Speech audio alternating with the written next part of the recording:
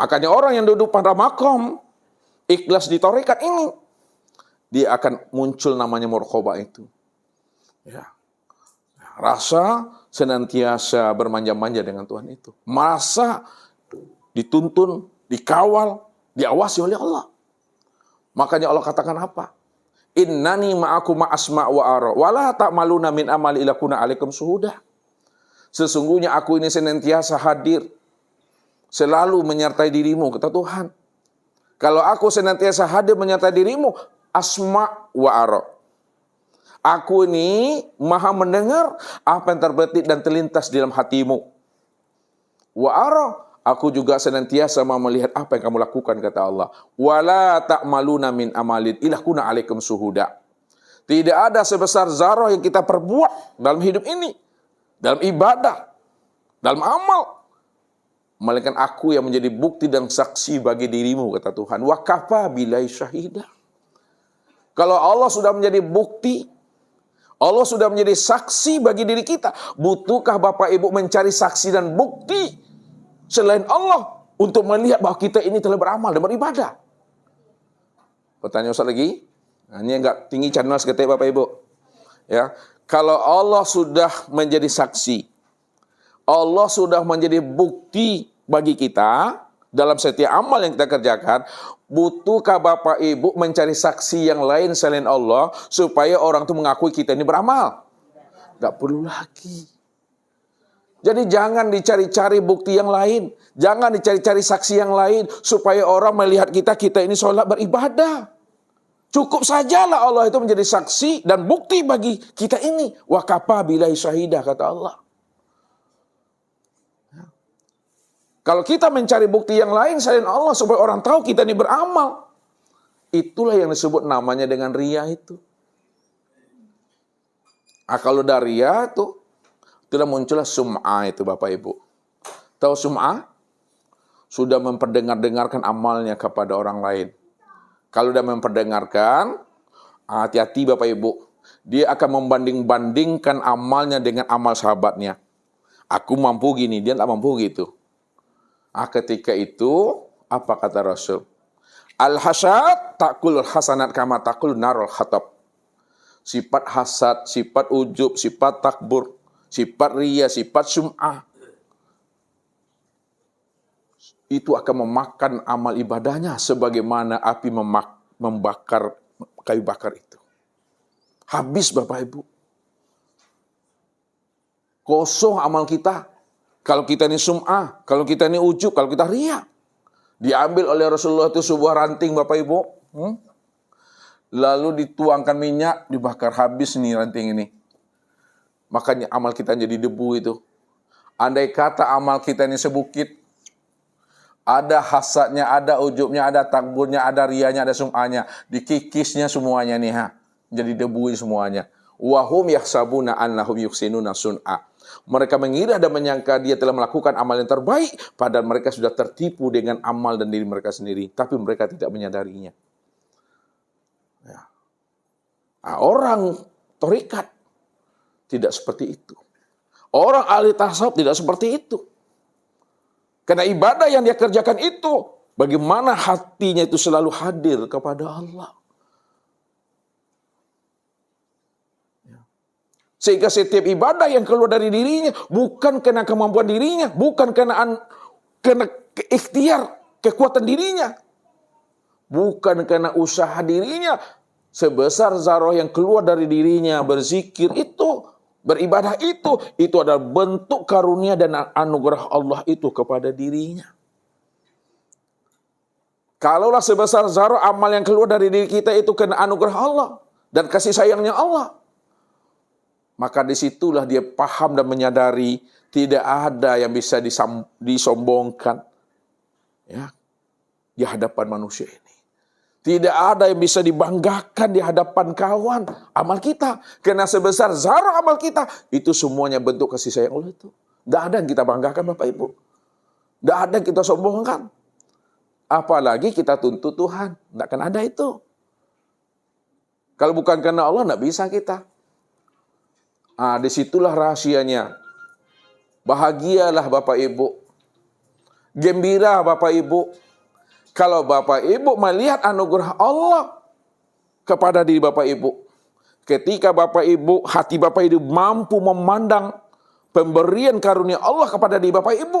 Sehingga dengan karunia yang Allah berikan kepada kita, kita mampu untuk beribadah, maka senang bahagia kita. Melihat pemberian Allah, melihat karunia-Nya Allah. Tapi jangan gembira. Jangan Bapak Ibu itu senang dan bangga melihat kemampuan diri mampu beramal. Ini hati-hati. Ini cara memandangnya. Jangan Bapak Ibu merasa bangga, senang, bahagia, dan gembira melihat kemampuan diri beramal. Kalau kita bangga, gembira melihat kemampuan diri mampu beramal, lupa kita memandang Allahnya. Inilah yang nanti akan menjadi takbur itu Bapak Ibu. Akan menjadi ujub itu, akan menjadi sombong. Padahal Nabi mengatakan apa? La tadkhulul jannata man kana fi qalbi misqala dzarratin min kibir. Apa artinya itu? Bukan mencibir ya. Tidak masuk surga kamu, kata Rasulullah. La tadkhulul jannata. Tidak masuk surga kamu. Walaupun kamu ini ahli sujud, ahli ibadah, orang surau, orang langgar, nak masuk surga kamu.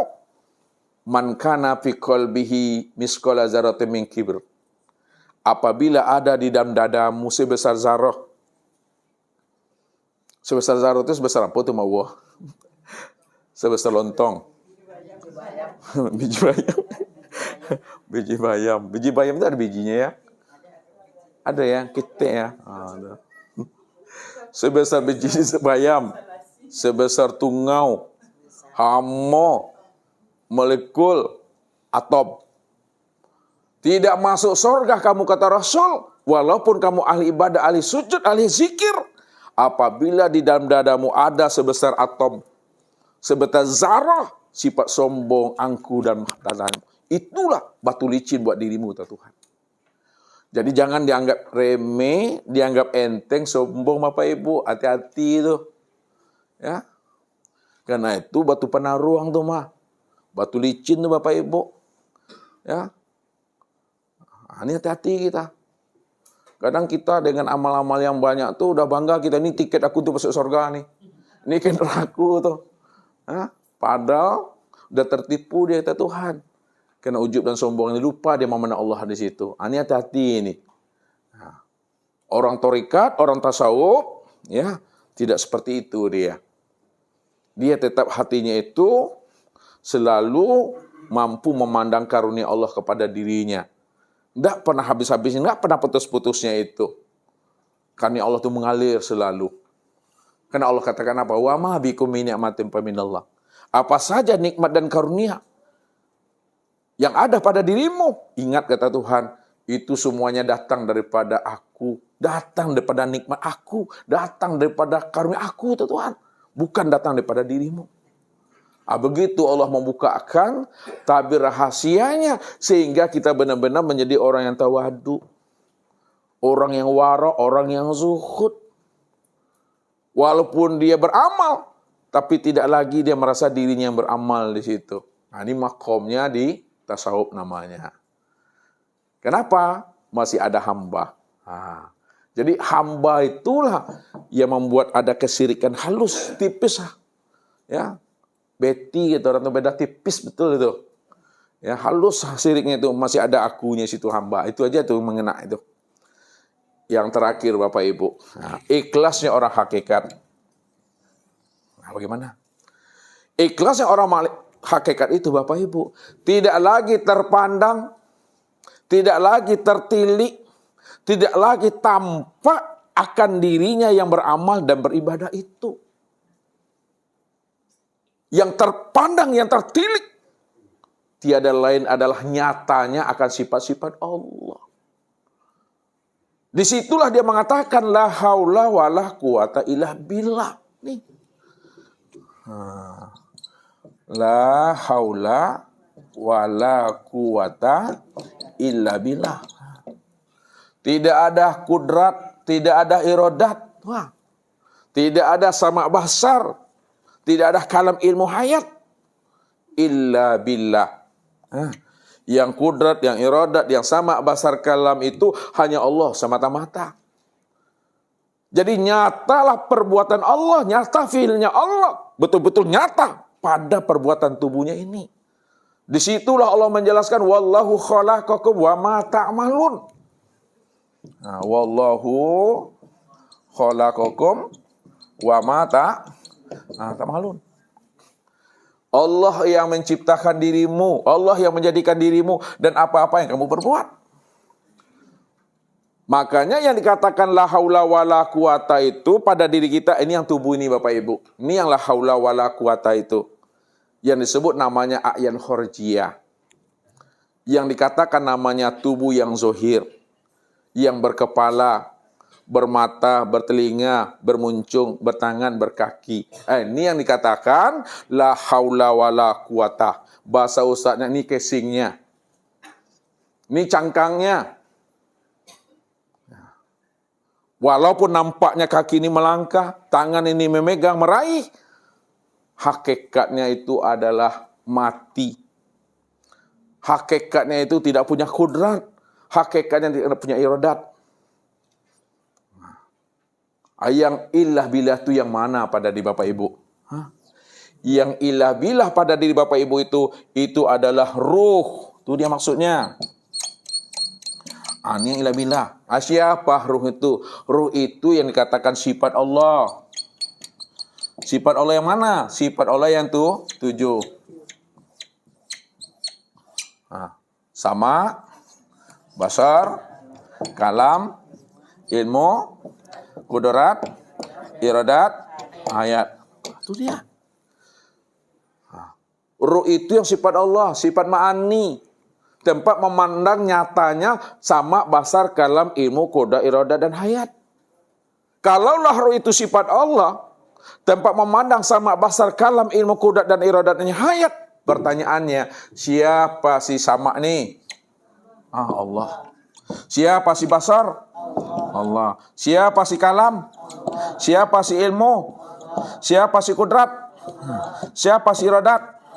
Siapa si hayat? Itulah maknanya illa billah Bapak Ibu. Wa fi anfusikum afala tubsirun. Aku ini dah wujud. Aku ini sudah nyata menjadi rahasia dirimu. Kenapa tidak kamu pikirkan, kata Allah, afala taqilun, afala tatafakarun, balil insanu ala nafsi basyira. Kenapa tidak kamu renungkan? Kamu pikirkan, kamu ino-inoi, kata Tuhan. Siapa yang melihat itu pada saat kamu memandang tuh? Siapa yang mendengar itu pada saat kamu mendengar? Itu aku, itu kata Allah. Maka disitulah Allah menjelaskan rahasia dirinya. Inna rabbaka ahata binnas. Inna rabbaka ahata binnas. Sesungguhnya Rabbmu, sesungguhnya aku ini, kata Allah, ahata binnas, aku ini sudah nyata meliputi diri setiap insan itu. Insan itu, itulah nyatanya aku. Insan itu bukan dirimu. Dirimu bentuk lain daripada diriku. Akulah sebenarnya dirimu. Dirimu itulah nyatanya aku. Al-insanu nafsi wa ana nafsuhu.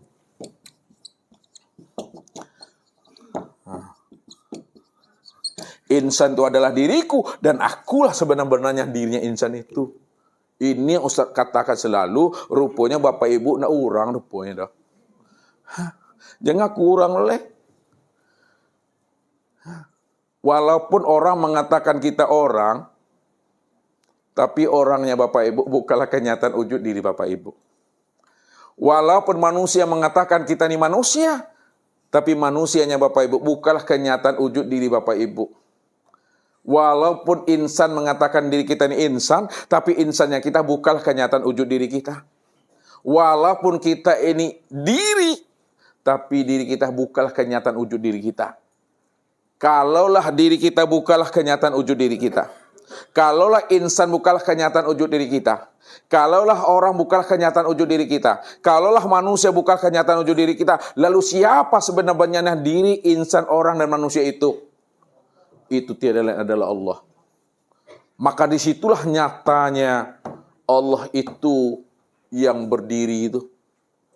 Nyatanya Allah itu yang ruku tuh. Nyatanya Allah itu yang sujud tuh. Nyatanya Allah itu yang duduk itu. Disitulah Allah menjelaskan, ana rabbaka usolli.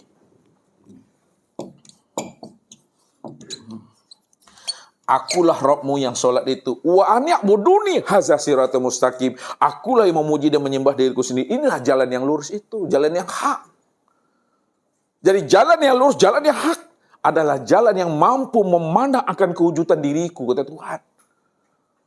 Kalau Allah yang wujud, Allah yang tunggal, maka wujud dan tunggalnya itulah yang dikatakan namanya. Dialah yang benar-benar ikhlas itu, Bapak Ibu.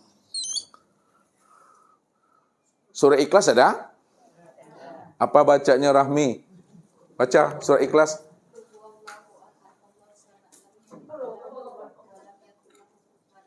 Adakah lapas ikhlas di surat itu? Tidak ada. Kalau tidak ada lapas ikhlas di surat itu, kenapa dikatakan surat Ikhlas? Asailah.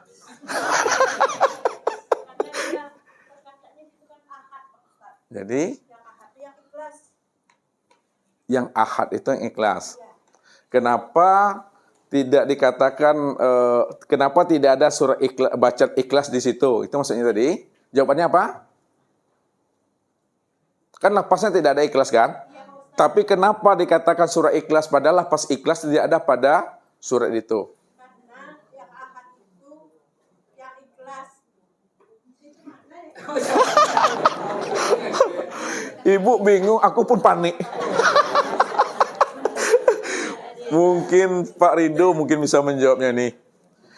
Di dalam surat yang dibaca Ibu Rahmi tadi, ya, tidak ada lapas ikhlas. Tapi kenapa surat itu dikatakan surat ikhlas, Pak Rido? Karena di surat itu yang menyatakan bahwa diri tiada, hanya diri Allah saja yang ada satu-satunya. Diri Allah saja yang ada satu-satunya. Ya. Kenapa dikatakan surah ikhlas? Karena ikhlas itu menunjukkan ketunggalan akan diri Allah. Allah itu cuma yang ahad satu-satunya, tidak ada diri yang lain selain daripada dirinya. Makanya mana ikhlas itu murni. Tidak tercampur dengan yang lain. Itu maksudnya tidak ada diri yang lain selain Allah. Tidak ada diri yang lain selain Allah. Kalau tidak ada diri yang lain selain Allah, hanya Dia semata-mata. Kalau Dia semata-mata yang wujud, tidak ada yang lain, maka diri Allah itulah yang ikhlas itu yang sebenar-benarnya itu. Disitulah letaknya. Kif ya Muhammad ana rabbaka usolli. Berhenti engkau ya Muhammad yang mengatakan engkau yang sholat. Ana rabbaka usolli. Akulah yang sholat itu. Rupanya orang yang duduk pada makam hakikat, yang dikatakan ikhlas itu benar-benar nyatanya perbuatan Allah di situ. Hilang keakuannya, tidak ada lagi wujud dirinya. Orang yang ikhlas pada duduk makam hakikat, inilah orang duduk pada makam aryan itu yang sebenarnya. Yang wujud itu hanya Allah. Yang sama itu hanya Allah. Yang basar itu hanya Allah. Yang kalam ilmu kuda iradah itu hanya Allah. Nah, ini yang lepas daripada syirik. Nah, ini lepas daripada syirik Bapak Ibu. Tidak ada lagi nol. Kalau nol masih ada nilai itu. Tidak ada lagi kan? Nah, 0%.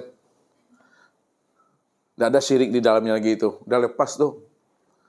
Nah, apakah ketika itu Bapak Ibu ngaku Tuhan di situ? Apakah Bapak Ibu merampok hak Tuhan di situ? Apakah Bapak Ibu ingin jadi Tuhan di situ? Tidak. Jadi belajar memahami ikhlas, tauhid itu. Bukan kita ingin jadi Tuhan. Bukan kita ngaku-ngaku Tuhan. Bukan kita ingin merampok hak Tuhan. Belajar ilmu tauhid dan ilmu makrifat untuk memahami dan mengenal bahwa diri kita ini sejak dahulunya, sekarang dan yang akan datang gak pernah ada. Yang ada itu semata-mata. Sejak dahulunya, sekarang yang akan datang itu hanyalah Allah saja Bapak Ibu. Kalau Allah cuma yang wujud, Allah cuma yang ada, maka wujud ada nyatanya Allah itu ini sempurna pada diri Bapak Ibu ini. Akui diri Bapak Ibu itu nyatanya Tuhan itu. Maka bahasa kiasnya, dirimu bukanlah dirimu, Akan tetapi dirimu bentuk lain daripada rupa diriku. Akulah yang dirimu itulah nyatanya aku, kata Tuhan. Jadi keluar kita dari pengakuan itu. Tidak ada lagi merasa-rasa itu, Bapak Ibu. Merasa yang sholat, merasa yang berbuat, enggak ada itu lagi. Kalau tidak ada lagi merasa, itu udah harian namanya. Nih, harian. Nah.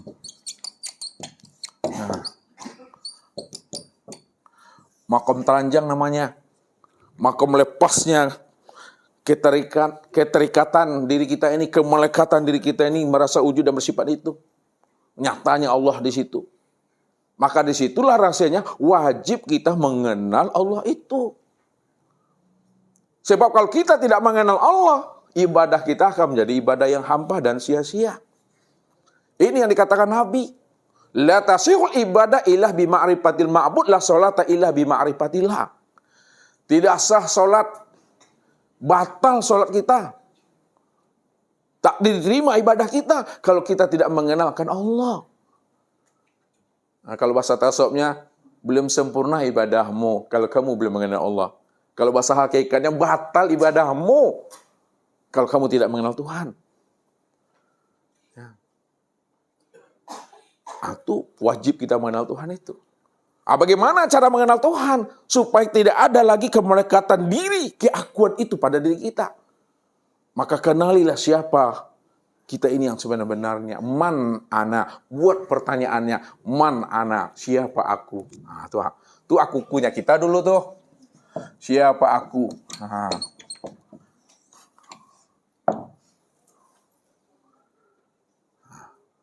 Makanya wajib kita mengenal diri. Siapa aku? Siapa diriku yang sebenarnya? Nah, lihat jawab. Siapa yang sebenarnya diri aku ini siapa nih? Nah, yang dikatakan diri aku yang sebenarnya itu adalah ruh.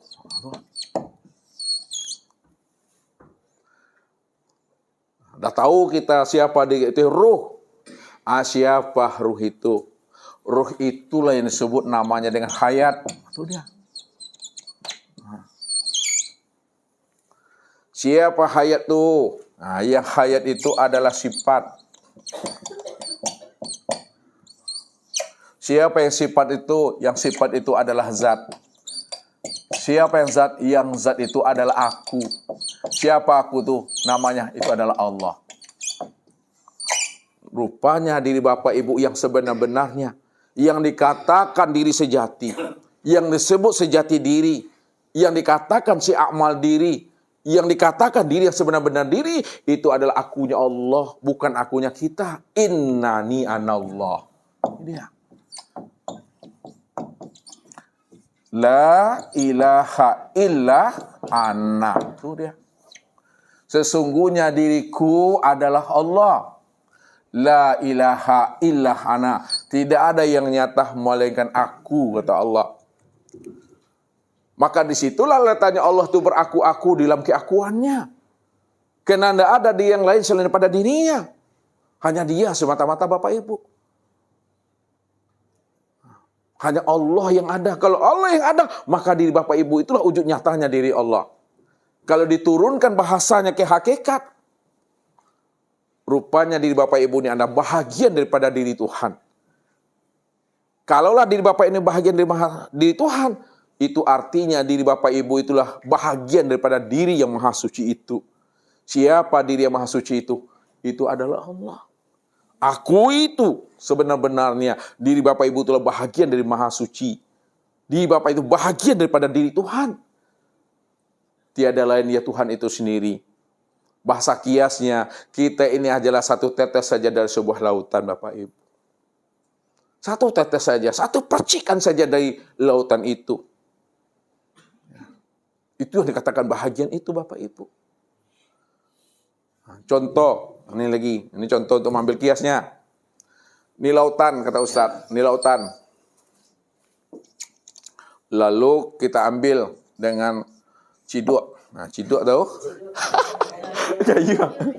Gayung. Nah, di ciduk. Nah, pertanyaannya, ini pertanyaan. Apakah air yang ada di dalam gayung ini, ya, sama dengan air yang di lautan ini? Sama.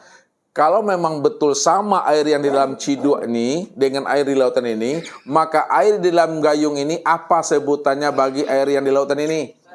Bahagian. Kenapa dikatakan bahagian? Karena asalnya? Nah, kalau dia itu adalah bahagian daripada lautan, karena asalnya daripada laut, maka air yang di dalam gayung ini itu artinya sama dengan air laut itu. Kalau dipahami, lihat, ini Ustaz minta maaf nih, lautan itu adalah Allah. Sedangkan bahagiannya itu yang disebut namanya Muhammad. Maka Muhammad itulah bahagian diri yang maha suci. Muhammad itu bahagian daripada diri Tuhan.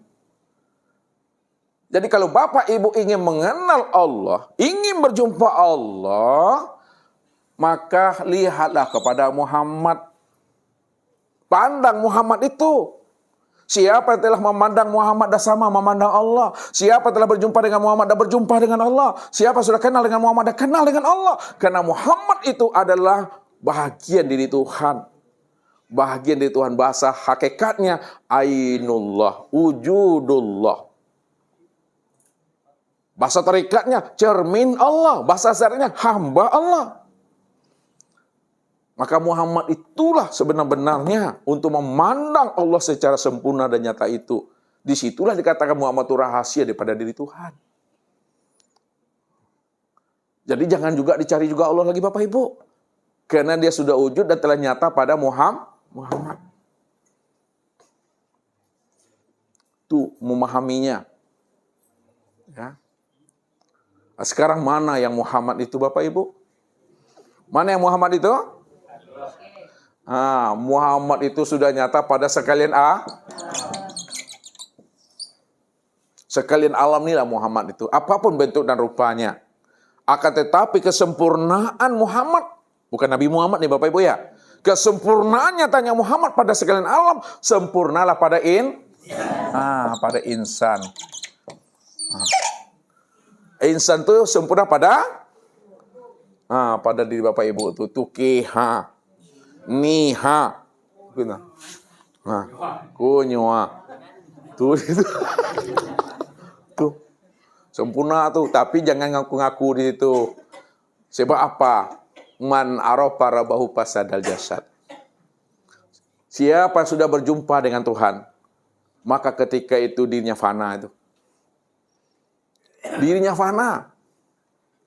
Hancur, lebur, hapus, tidak ada dirinya lagi. Maka tidak ada lagi pengakuan-pengakuan di situ Bapak Ibu. Jadi siapa sudah kenal Allah, siapa sudah berjumpa Allah, fana dirinya, hilang dirinya, nggak ada dirinya lagi di situ. Jadi salah orang kalau memahami mengaji tauhid ini jadi Tuhan. Salah orang memahami bahwa memahami tauhid ini mengaku Tuhan. Nggak ada pengakuan Bapak Ibu. Jadi ilmu tauhid ini bukan ilmu jadi-jadi. Ingin jadi Tuhan, nggak ada. Ilmu tauhid ini untuk menghantarkan pemahaman Allah sajalah yang wujud dan yang tunggal semata-mata, selain diri nggak pernah ada. Nggak ada pengakuan di situ Bapak Ibu. Ini yang dipegang dengan iman, yang isbatul yakin Bapak Ibu. Ya, supaya diri kita tadi itu benar-benar lepas dia daripada kesyirikan itu. Itu yang ikhlas itu Bapak Ibu. Tak nampak lagi diri itu. Kalau bahasa ustadznya sering Ustaz katakan, tak tampak sama Tuhan lagi Bapak Ibu itu yang berdiri. Tak nampak lagi sama Tuhan Bapak Ibu itu yang ruku, yang sujud, yang duduk. Tak tampak lagi sama Tuhan Bapak Ibu itu yang melihat dan mendengar. Kenapa tidak tampak sama Allah Bapak Ibu itu yang berdiri, ruku, sujud itu? Karena kita nggak pernah ada. Bapak Ibu tidak pernah ada. Kapan Bapak Ibu tak pernah ada itu? Sejak Tuhan ada. Kapan Tuhan itu ada? Sejak kita kenal. Padahal diri Ibu nggak pernah ada. Kapan Ibu kenal Tuhan? Sejak Tuhan itu merasa dirinya ada. Disitulah wujudnya itu sebenar-benarnya.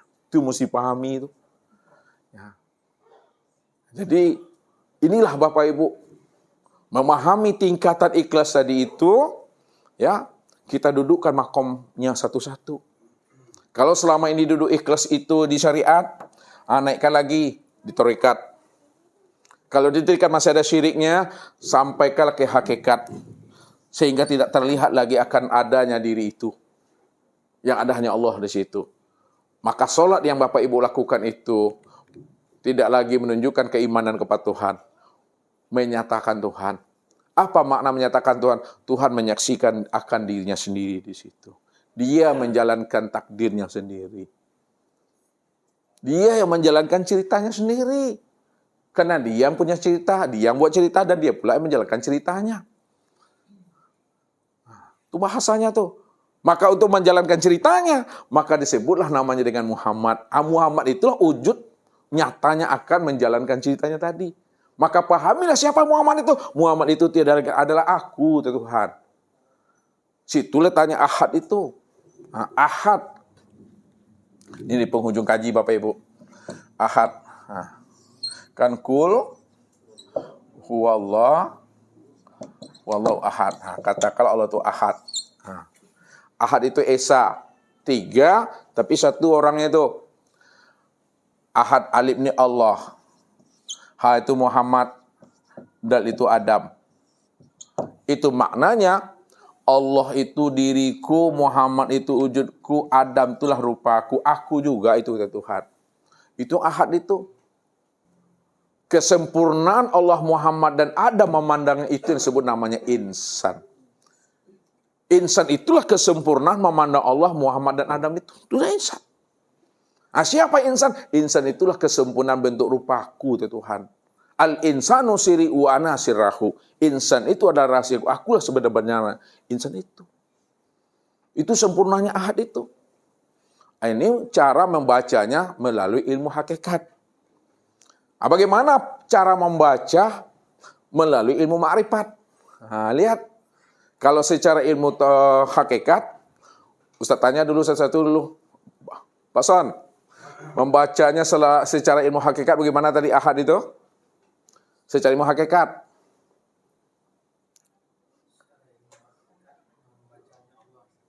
Ya, gimana cara bacanya ahad itu? Secara ilmu hakikat yang saya terangkan tadi. Pak Son tadi di mana nih kah?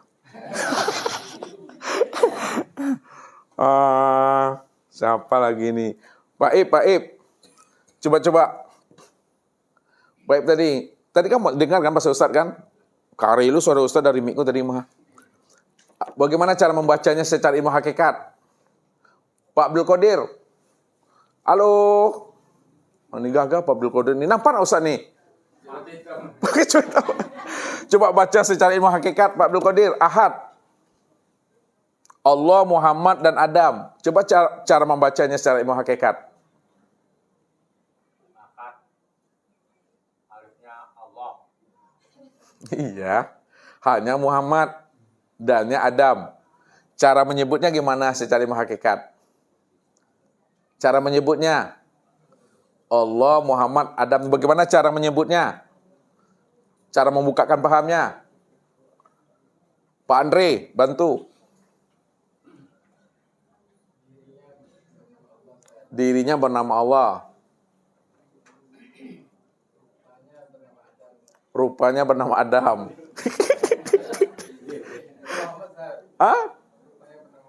Rupanya bernama Muhammad.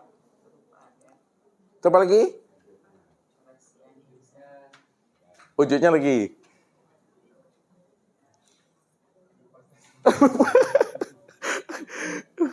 Pak Sudir. Tidur Pak Sudir. Enggak. Coba uraikan lagi, bantu. Dirinya bernama Allah. Dirinya bernama Muhammad. Rupanya bernama Adam. Alhamdulillah, beruntung sange lah bini Pak Sudir lah. Dapat Sudir. Tuh. Allah tuh dirinya, Muhammad tuh wujudnya, Adam tuh rupanya. Itu secara hakikat. Secara ma'rifat. Lihat secara ma'rifat, cara membacanya. Ya. Allah dirinya, ya. Allah wujudnya, Allah rupanya, Allah rahasianya. Ulang lagi Pak Haji Zainuddin. Allah namanya. Allah namanya. Nggak ada usah bilang nama. Allah dirinya. Muhammad wujudnya. Muhammad wujudnya. Iya. Tuh. Adam rupanya. Adam rupanya. Oh, benar salahnya. Benar salahnya. Itu di hakikat. Pak Abdul Muthalib, bantu. Allah dirinya, Allah wujudnya, Allah rupanya. Satu lagi. Allah. Bantu Baji lagi. Berdua spregen berdua. Bantu lagi Baji. Kurang satu lagi. Bantu Pak Rido lagi satu, Pak Rido. Allah rahasianya. Jadi secara ilmu makrifat, cara membacanya, karena Allah cuma yang ada semata-mata. Allah dirinya, Allah wujudnya, Allah rupanya, Allah rahasianya. Karena dia yang wujud dan dia yang ada. Kalau dia yang wujud, maka wujudnya itu Allah. Kalau dia yang wujud, maka rupanya Allah. Kalau dia yang wujud, maka rasanya juga Allah situ. Atau memahami ilmu nih. Jadi kita tidak boleh lagi ya mengaku-ngaku kita ini Tuhan. Tidak ada itu pengakuan itu Bapak Ibu ya. Lepas kita dari sana itu Allah aja di situ. Setelah paham kita Allah di situ, ini penutup kaji. Man arafallah fahuwallah. Lihat. Man arafallah fahuwallah. Man arafallah kala di sana. Ini pengunci kajinya. Man arafallah fahuwallah. Barang siapa yang sudah kenal Allah, Allah itu yang wujud, Allah itu yang tunggal, maka dia yang Allah yang wujud yang tunggal itu. Kalau Allah itu yang awal, akhir, zahir dan batin, dia yang wujud, yang bersifat, maka yang wujud, yang bersifat, yang awal, akhir, zahir, dialah itu sebenar-benarnya. Ketika itu, kata Rasul, man arafallahu kala lisanu. Siapa yang telah mengenal Allah zahir dan batin secara sempurna, keluhlah lisannya. Keluh lisan itu kata yang tiada terkatakan lagi. Itu maknanya diam saja Bapak Ibu. Pandang-pandang, selah. Jangan disabut, jangan ditunjuk-tunjuk. Itu maksud Ustaz, pandang-pandang saya itu. Boleh dilihat tapi jangan disebut, apalagi ditunjuk. Berbahaya. Ya. Jadi barang yang sudah jelas, barang yang sudah nyata, jangan disebut, jangan ditunjuk-tunjuk, berbahaya.